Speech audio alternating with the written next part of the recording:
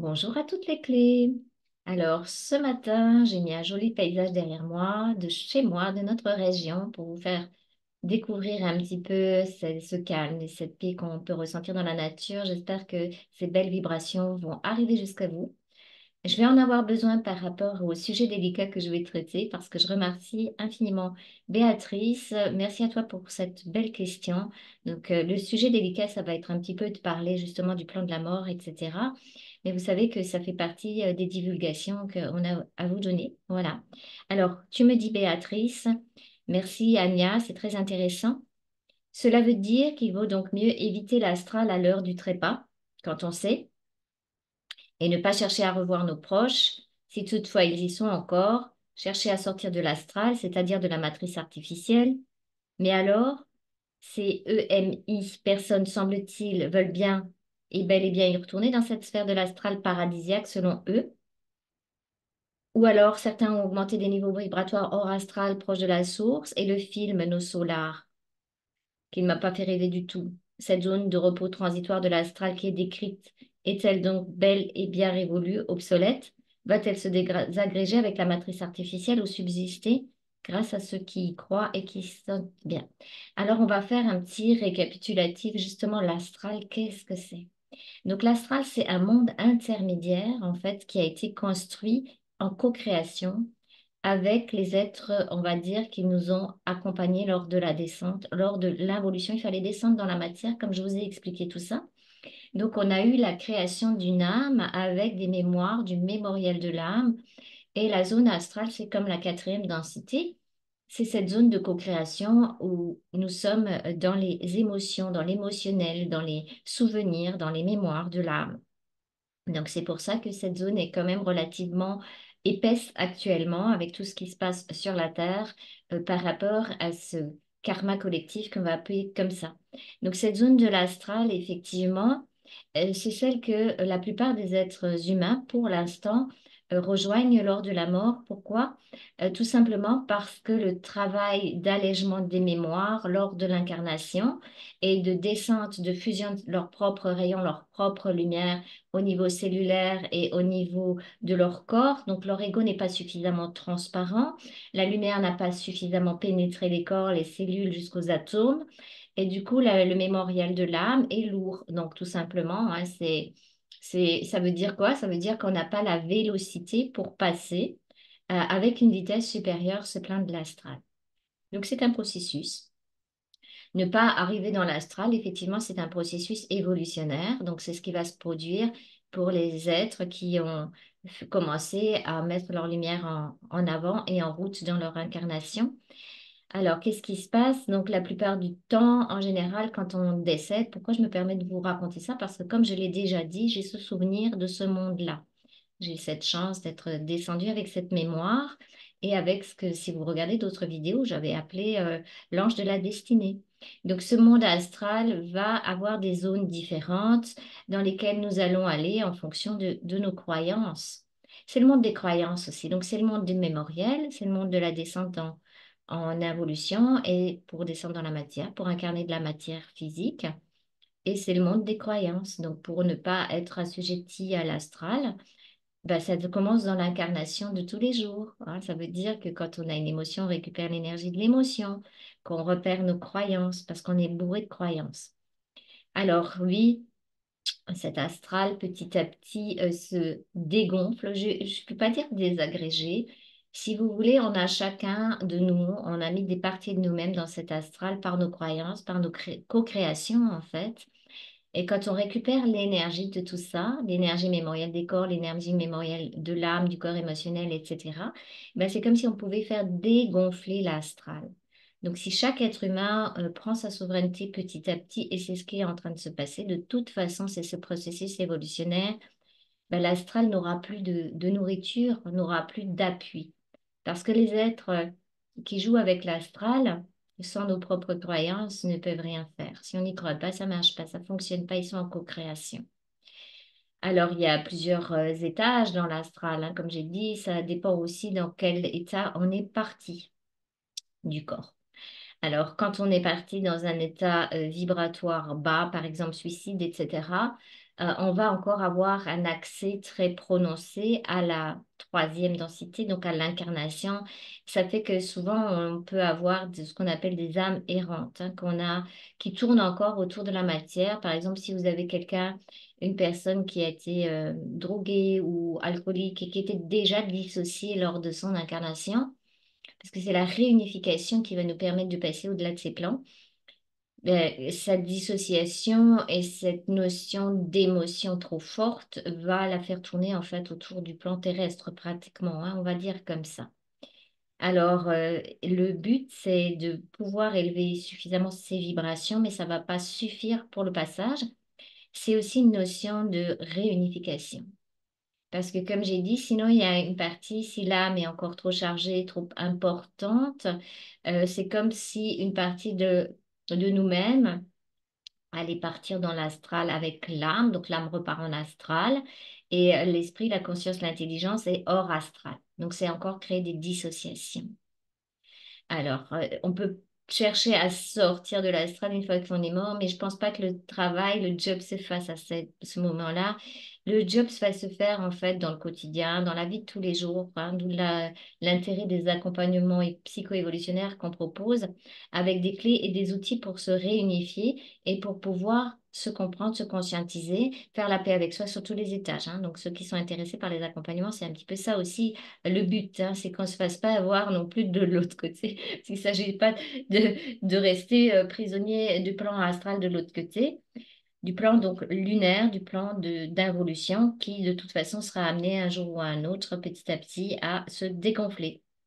Alors, qu'est-ce que tu me dis encore, Béatrice? Alors oui, effectivement, donc quand on a la notion d'être un petit être et d'avoir certains codages en nous, puisqu'on sait que dans l'ADN, on a des codages de soumission, et ben on a aussi un code de soumission à la lumière. Donc forcément, on a encore dans nos croyances, dans notre inconscient, l'idée que la lumière, c'est beaucoup, beaucoup, beaucoup plus grand que nous, et d'où l'idée du tunnel de lumière quand on décède. C'est très facile, en fait, pour des êtres de créer un tunnel même avec votre propre énergie, pour pouvoir vous absorber vers l'astral. Donc ça, c'est très simple, hein, voilà. Parce que moi, si je suis de l'autre côté, je sais exactement comment faire pour pouvoir vous y amener, hein. Ça, c'est pas un problème.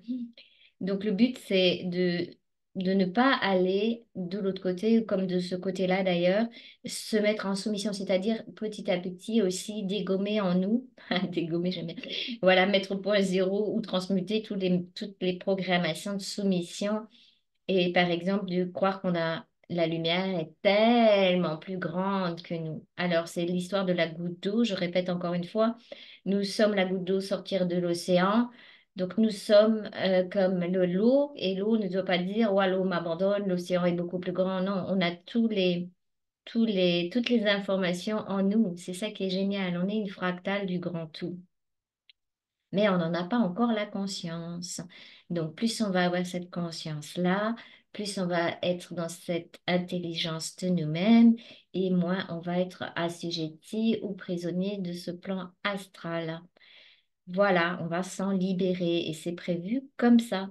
Alors oui, c'est paradisiaque pour certaines personnes, hein, c'est ce que tu me dis, parce que évidemment, on a la notion du paradis et de l'enfer, hein, on a été imprégné de ça parce que dans la partie d'involution, les religions et la spiritualité, etc., étaient là pour une bonne raison, pour pouvoir stabiliser une psyché qui était quand même relativement animale et éviter que les êtres humains se trucident entre eux ou se comportent comme des animaux. Donc, il y avait des lois au niveau des religions, des spiritualités, avec des croyances qu'il y a du bien, il y a du mal. Donc, le paradis et l'enfer se sont construits aussi en relation et en rapport avec ces croyances. Parce que rien ne peut être fait que nous ne croyons pas.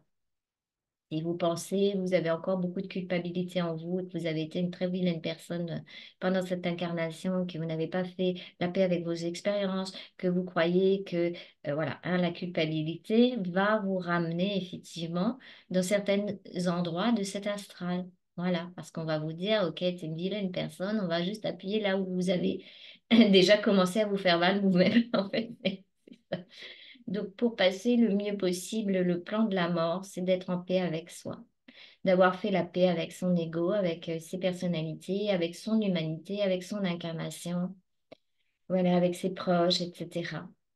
Pour pouvoir être unifié, en fait, réunifié à l'intérieur. Parce que quand on n'est pas en paix avec soi-même, on crée de la dissociation. C'est ça ce que je regarde toujours en précession, c'est les failles de dissociation quand c'est mis nous-mêmes, hein, qu'on se met nous-mêmes. Alors c'est parfois très très subtil parce que je vois que même des personnes qui sont bien informées peuvent encore créer de la dissociation par certains plans d'ignorance ou de réaction de la psyché en rapport avec être fâché, ne pas savoir comment diriger sa colère. Puis à un moment donné, il faut faire la paix avec soi aussi parce que sinon, on continue à maintenir la dissociation.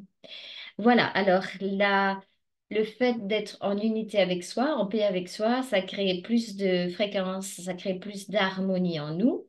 Et ça crée plus de vitesse aussi, hein. Comme je vous ai dit, pour passer les plans, il faut de la vitesse. Donc, on fera avec Amon une plongée sur l'histoire des espaces-temps et des vitesses. Parce que le plan astral, il est relié également à la notion du temps linéaire. Donc, c'est pour ça que ce n'est pas un plan réel, c'est un plan artificiel.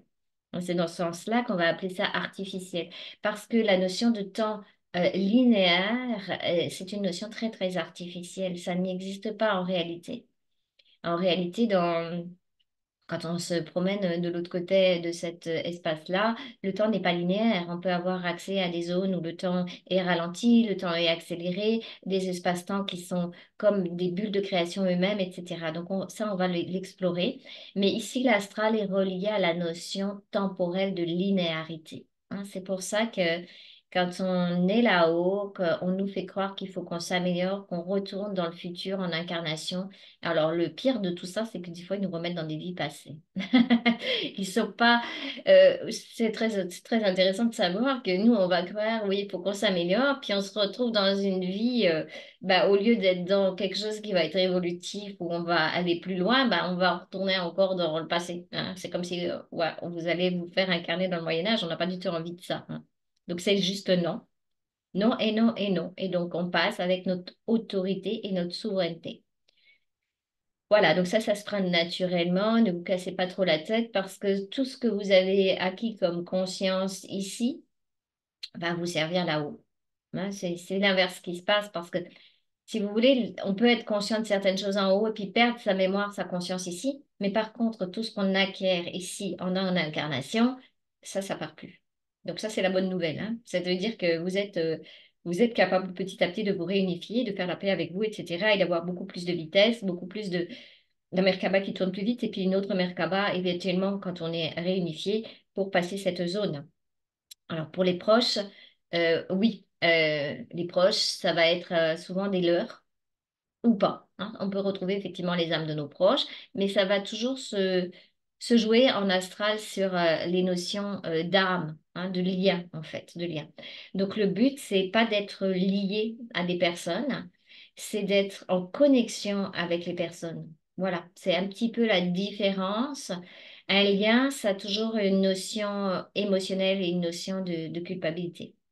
Alors tout ça, c'est des choses qu'on peut faire sauter effectivement dans notre incarnation au fur et à mesure qu'on arrive pour nous libérer et libérer nos proches de tous ces liens aliénants en fait qui vont nous intriquer et nous empêcher d'être nous-mêmes, que ce soit nous ou les proches. Alors, oui, alors pour le film, bon, bah, c'est très intéressant quand même parce que je vais dire que chaque étape de l'évolution d'un être va avoir des informations. Donc, c'est sûr qu'on ne peut pas parler de plan morantiel quand on n'a pas encore touché ne serait-ce que le monde invisible ou capté l'astral. Donc, il y a des étapes. Donc, ceux qui ont besoin d'avoir un tunnel de lumière, d'être rassurés par un monde de l'astral, le film Nos Solar qui décrit quand même pas mal ce monde, eh bien, c'est correct, hein. C'est juste que il faut faire attention avec qui on discute de ça parce que des personnes sont prêtes à avoir l'information du mensonge cosmique et d'autres ne le sont pas et ça serait contre-productif de les choquer avec des choses dont elles vont avoir besoin parce qu'elles ont besoin d'une transition, c'est-à-dire besoin de se spiritualiser. On passe de la matière à la spiritualité avant de pouvoir avoir l'intelligence de l'esprit qui descend. Pourquoi? Parce que on a été d'abord peut-être en excès dans le matériel, puis après on va aller en excès dans le spirituel, puis tout ça, ça permet d'avoir les deux extrêmes pour pouvoir retrouver le juste milieu et le passage. Donc, il y a des personnes qui ont besoin d'avoir des guides spirituels, des guides dans l'astral. Voilà, tous les guides, les maîtres ascensionnés, tout ça, c'est du haut astral. Les archanges qu'on perçoit, c'est du haut astral. Alors, j'ai pas dit que les énergies archangéliques n'existaient pas, mais elles ne sont pas perceptibles de la façon dont les personnes le manifestent, hein. Tout ce qui est forme manifestée, ce sont des formes astrales, forcément, parce que on n'a pas encore la capacité d'aller au-delà de la forme. Donc, petit à petit, on détruit les croyances et on va détruire les formes pour récupérer la fréquence vibratoire de l'énergie de ce que signifie tel ou tel principe. D'ailleurs, que ce soit pour un principe luciférien ou pour un principe archangélique, michaélique, c'est la même chose. Ce sont des principes d'énergie et ce n'est pas du tout les histoires comme on a racontées avec voilà, ouais, bon, vous savez un petit peu de quoi je parle. Donc ça, c'est bien d'avoir ce genre d'histoire tant qu'on en a encore besoin. Puis après, ça se fait un petit peu naturellement qu'on va être poussé pour voir est-ce qu'on ne s'est pas encore fait embarquer dans quelque chose dont on n'a plus besoin, tout simplement. Donc on va laisser les gens avec leurs croyances s'ils en ont besoin parce que ça serait contre-productif, hein, de dire à quelqu'un qui n'est pas stabilisé intérieurement bah voilà, tout ça, tout ce en quoi tu crois qui lui donne l'espoir, qui lui permet d'avoir un peu une vibration meilleure, bah, ça n'existe pas. Et s'il n'est pas appuyé sur sa propre guidance intérieure, bah, et qu'il n'a plus de guide extérieur, imaginez les dégâts. Donc il y a besoin un petit peu en ce moment, peut-être pour le collectif, d'avoir l'idée d'une guidance extérieure. Et puis petit à petit, ben, les gens vont pouvoir s'appuyer de plus en plus sur leur souveraineté, sur leur propre intelligence, sur leur propre lumière et se sentir sécure par rapport à cette fameuse présence que j'ai appelée je suis amour, je suis lumière, je suis la vie. Donc si tout ça, ça vous intéresse par rapport à se stabiliser vis-à-vis votre propre fréquence, votre propre vibration, c'est en accompagnement psycho-évolutionnaire que je vois ça avec vous pour pouvoir se dégager de ce que tu as appelé, Béa, cette matrice artificielle. Alors, faut savoir que les formes qu'on perçoit, tout ce qu'on voit, effectivement, ce sont des matrices, alors qu'on l'appelle artificielle ou naturelle. Tout dépend la façon dont l'observateur va percevoir les formes. Et en général, on dit artificielle en rapport avec des co-créations qui ne correspondent pas directement à l'essence évolutive de la vie. Voilà, c'est pour ça qu'on appelle ça artificielle. Mais on sait que dans le futur, bon, je vous parlais de l'IA, ça c'est encore autre chose qui va se pointer. Donc, on n'est pas en lutte contre, on va mettre tout ça au point zéro et dans l'harmonie. Et pour se dégager de la matrice artificielle, comme tu dis, c'est repérer simplement les programmations qui ont été mises en place en nous avec les croyances qui vont avec pour pouvoir les faire sauter. Donc, merci Béa, à toi. Si cette vidéo t'a parlé un petit peu, t'a expliqué ou tu as ressenti en toi cette fréquence, ce que je peux te conseiller vraiment, c'est de ne pas te casser trop la tête, hein. C'est de faire ton petit job quotidien, de récupérer l'énergie mémorielle, de passer le plus possible à travers tes propres émotions sans te laisser déstabiliser complètement. Donc, c'est un entraînement, hein. Plus on a des émotions qui peuvent être fortes, plus on peut s'entraîner pour récupérer l'énergie de l'émotion et commander au point zéro une action juste. Ça veut dire reprendre son pouvoir de création ici. Voilà. Donc, n'hésitez pas, mettez un petit pouce, encouragez-nous, partagez les vidéos et posez-nous, posez-vous et nous aussi, voilà, d'autres questions parce qu'on vous répondra de la façon la plus juste possible. Ne prenez rien pour acquis, vérifiez vos informations par rapport à votre intériorité, ce qui correspond à votre fréquence et votre vibration. Merci à toutes les clés.